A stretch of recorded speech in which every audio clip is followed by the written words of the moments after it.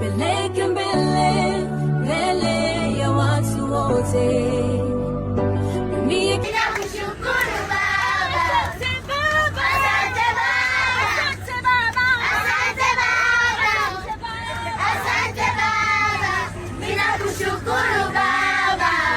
Tumefurahi sana kwa jinsi ambavyo umekuja kutembelea.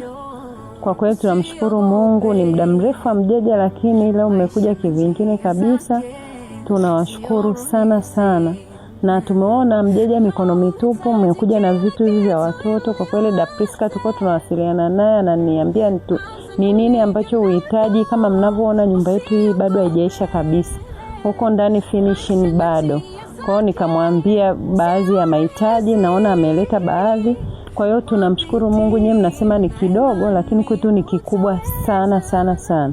Na mbele za Mungu ni kikubwa sana. Sasa tuna watoto 30, wengine wako boarding, hao wachache ndo walioko hapa. Kuna ambao wako sekondari hapa FT Smile, kuna wengine wako shule ya msingi Managa, na mmoja yuko hapo Eloni.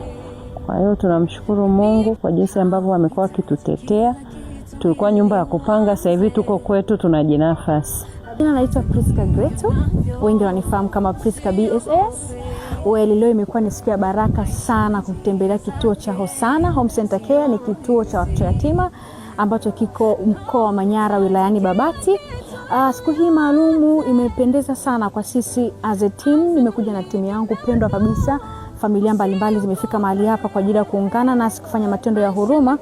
Siwezi nikazitaja zote kwa ujumla, lakini lengo maalum ambalo limetufanya sisi kufika hapa, kwanza kuna baadhi ya watu ambao tunasherehekea mwezi wa 5 huu wa kuzaliwa. Mimi pia ni miongoni mwao, lakini pia miongoni mwa familia nilizokuja nazo, wao pia wanasherehekea birthday zao huu mwezi wa 5. Kwa hiyo wakaona ni vema kabisa kutembelea kituo kama hichi kuweka baraka zao, ambacho ni kitu kizuri sana.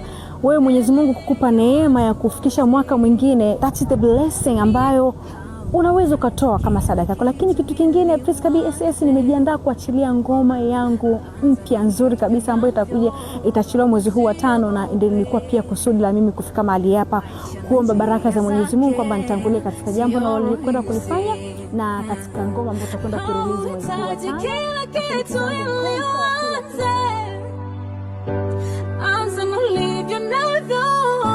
Usiogope, maisha na njia zake sio rahisi.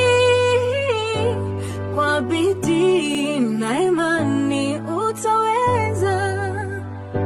Nyota na dogo wake vinangoza siku mpaka mwanga utapofika.